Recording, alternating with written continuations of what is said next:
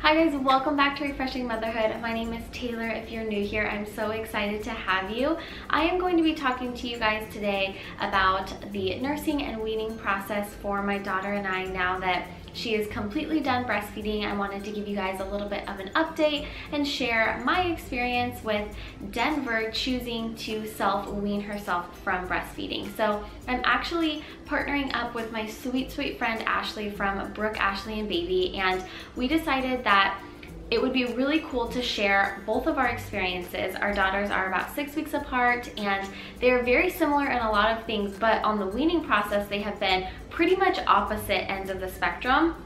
So we thought that by kind of teaming up and both sharing our experiences, it can give you guys kind of a more all-encompassing view of weaning process from different views, because every single weaning process is different, because every baby is different. So although our kiddos are very similar, they have been different in this whole process. So I'm going to be sharing with you my experience and how Denver has self-weaned, what we have done during that process, and then Ashely's going to share with you her experience of doing more of a mommy-led weaning with her daughter Emma. So when you guys are done watching my video, pop over to Ashely's channel. I'll have her video and her channel linked down below, as well as a card popping up here, so you guys can go check that out. She is like the sweetest ever. Her channel is amazing. She has so many informative videos on there, so I know you guys are gonna love her. So I'm gonna give you guys a little bit of a backstory on our breastfeeding journey with my daughter, and then I will jump into what she has done during this weaning process. So since Denver was first born, we have been exclusively breastfeeding. She has always been a huge comfort nurser. She always nursed to sleep.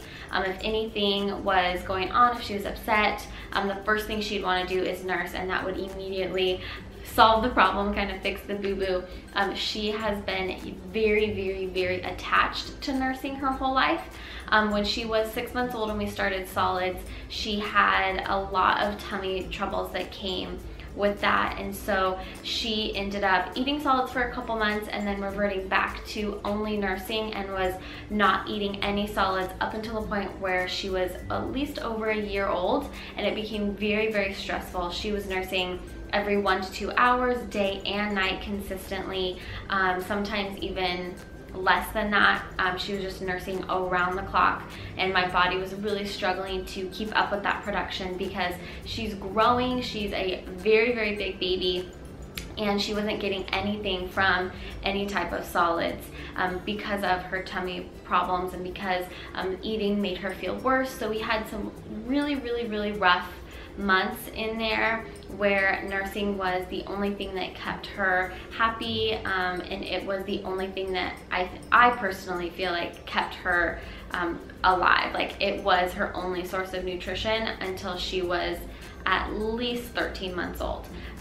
It was a crazy time. So I always thought that we would have a really difficult time with the weaning process. I always wanted to be an extended breastfeeder. I didn't have a particular time when I wanted to be done. I always had a goal of making it to 18 months, but the longer the better. I just wanted her to be a little bit more normal with how often she was nursing. So the 1 to 2 hours was really starting to weigh on me, especially because it was happening throughout the night. So I was very exhausted. So I never expected the self-weaning process to come about for her, and how she kind of initiated it all. So once we got her tummy problems resolved, after about 8 months, she started eating solids again, and she was eating more and more and eating a substantial amount. And that process happened kind of slowly, but once she started eating those meals, naturally she started dropping some of the nursing sessions. So she got herself down to nursing about 4 times a day. So she would nurse in the morning, she would nurse before her nap, she would nurse like kind of around dinner time, and she would nurse before bed.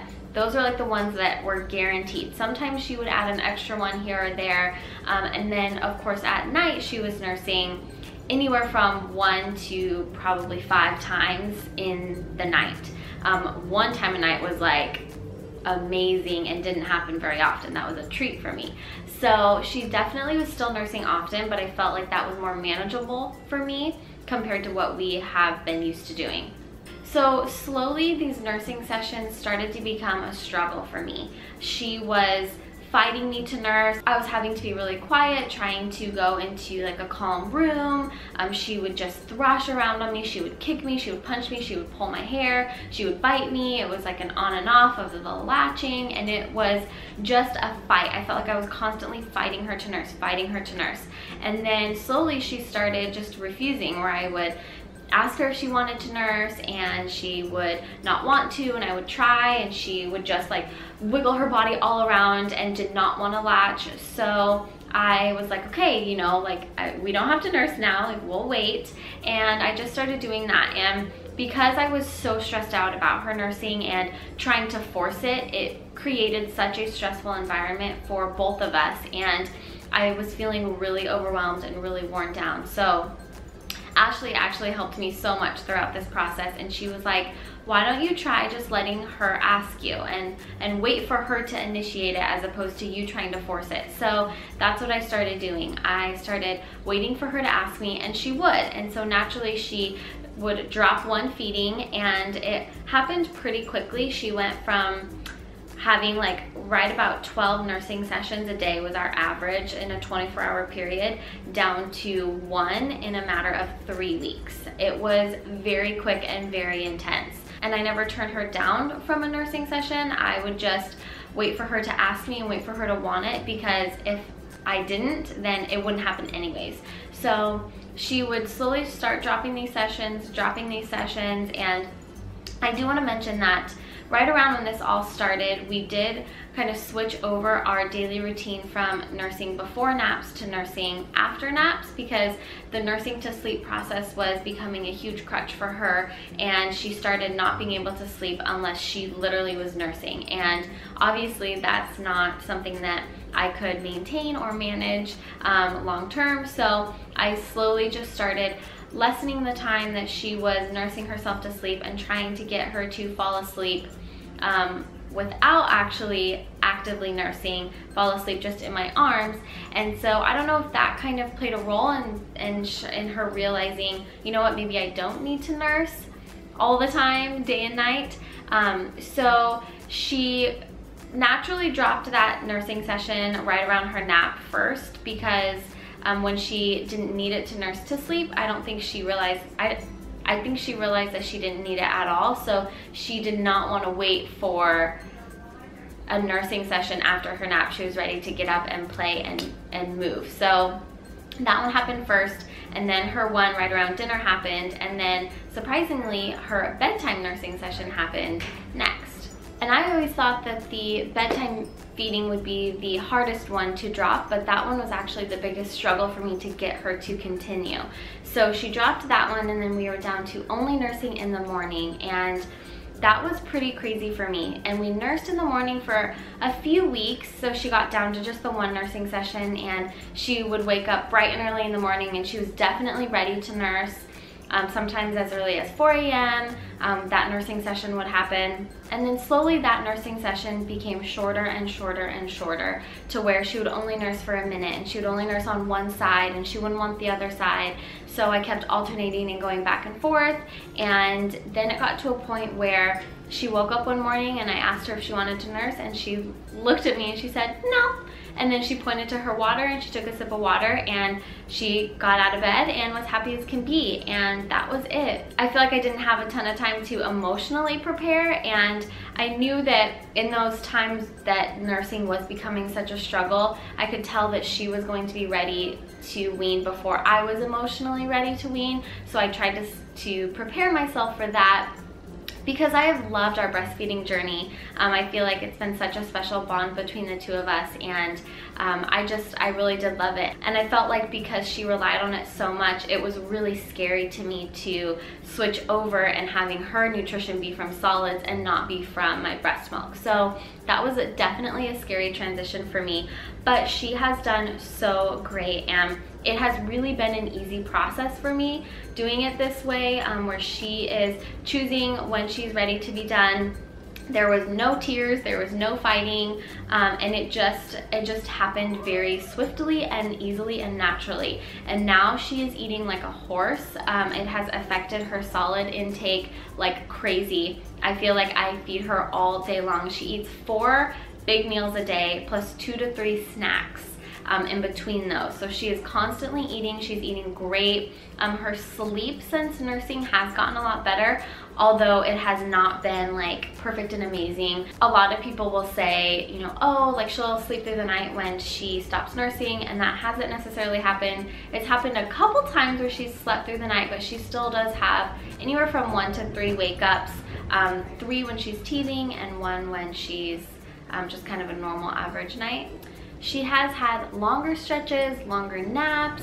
She's more easily soothed when she goes back down, so that's been a big benefit, but it hasn't necessarily solved her sleep problem. So throughout this process, I did deal with a lot of engorgement and clogged ducts, and I struggled a lot because it did happen so quickly, and I was nursing so much beforehand. So I'm gonna go a little bit more in depth in my kind of postpartum experience in another video, so stay tuned for that, and I will make sure to have it linked when that video does go live. But I ended up having to do a lot of ice and cabbage leaves and all of those things to kind of help with that process.